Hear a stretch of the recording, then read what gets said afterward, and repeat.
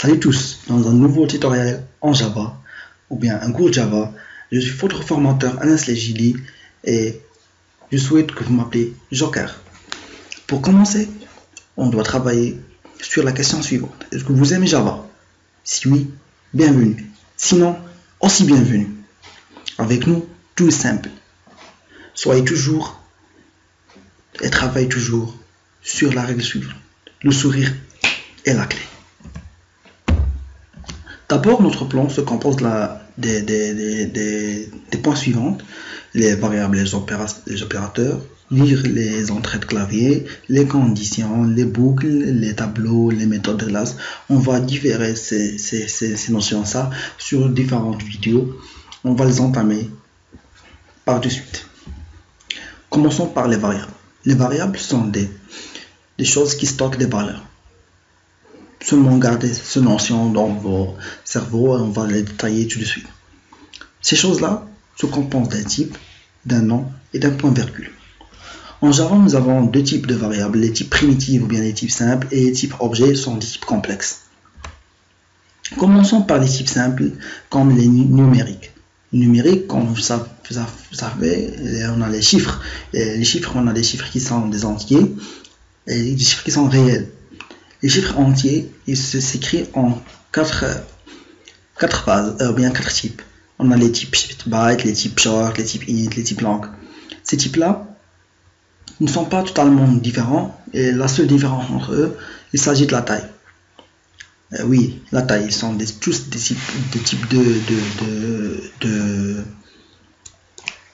de valeurs naturelles, mais on doit savoir quand on vient de saisir le type de variable, quelle est la taille qu'on va utiliser pour cette variable. C'est pour cela qu'on va décider quel type on va utiliser. Et pour les virgules flottantes, c'est la même chose, ce sont des types réels, oui, mais aussi la différence entre eux, c'est la taille. Dernièrement, on a les variables caractères et les variables qui stockent des phrases, qui stockent des caractères, qui stockent des phrases. Qui stockent des caractères, ce sont les chars. Et stockent des caractères entre deux apostrophes, oui. Et pour les variables qui stockent des variables, ce sont des variables qui sont complexes, de type objet, et ils utilisent plusieurs chars, c'est pour cela qu'ils sont complexes. Et en gérant des chaînes de caractères, il s'écrit entre double apostrophe, comme ça se voit. Finalement, on a les variables booléennes, et n'importe quelle personne, soit qui a travaillé seulement avec l'algorithme ou bien qui a fait de la programmation, développement sur C++, C#, etc. Il faut savoir que le booléen se compose de deux valeurs, c'est les true, les false, les oui, non, 0, 1, comme vous voulez. Passons maintenant à la pratique. Pour la pratique, on va commencer par les chiffres et on va vous montrer comment écrire un variable. D'abord, le variable s'écrit avec le type et le nom de type. On commence par int, âge, par exemple, point, virgule. C'est un variable. Si on veut savoir l'utilité des variables, les variables, ça sert pour qu'on évite la redondance d'utilisation de plusieurs phrases qui vont être indésirables dans le code et ne vont pas faire un joli code, etc. Par exemple, si on prend le type suivant, système .println, et on fait maintenant moi j'ai 22 ans, par exemple, et on exécute ce code là. Vous voyez qu'il s'affiche, mais vous devez savoir que cela c'est pas utile, car Caroline veut écrire que j'ai 19 ans, Nicolas veut écrire qu'il a 55 ans, Ahmed veut faire qu'il a seulement 20 ans, Neji veut faire qu'il a 23 ans, Mouad 19 ans, Moïse 21 ans, etc., etc. Cela va poser des problèmes. Pour gérer ce problème, on peut utiliser les variables. Par exemple, si on initialise ce variable à 55 ans, par exemple, comment on va changer ça et pourquoi elle va être mieux? Par exemple, si on utilise ce variable, il va nous faciliter les choses. Si on veut réexécuter le code, on va remarquer que l'âge est changé. Par exemple, si une autre fois je veux changer en 33 et j'exécute, elle va changer en 33. Comme ça se voit. Et c'est pour cela qu'on utilise les variables. En plus, on va faire un nouveau type, c'est les doubles. Vous voyez, pardon, double pi égale 3,14 point virgule. Comme vous voyez, les doubles utilisent des virgules, etc. Par exemple, on peut faire un autre type de double. Par exemple, là, on fait juste A 3 sur 4 point virgule. Il gère tous les genres de variables qui sont de type réel. Si on veut voir, notre type c'est le string. Comme vous voyez, quand string,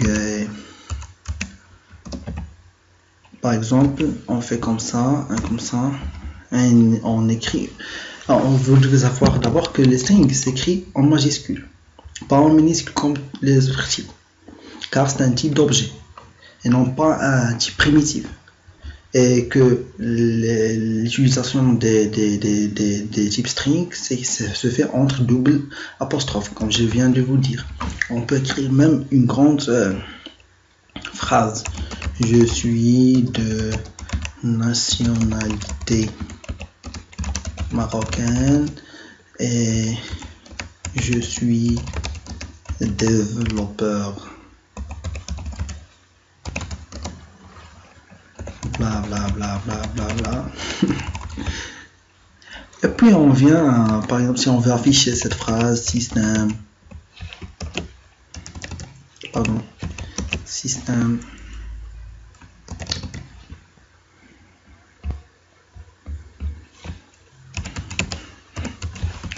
système.out.println, on fait juste le nom de variable phrase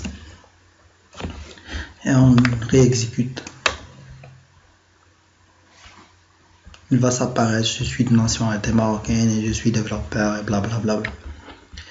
Pour les booléens, on fait booléen et on met par exemple V, ça veut dire vérité, par exemple false, point virgule. On vient, on affiche système, on affiche V,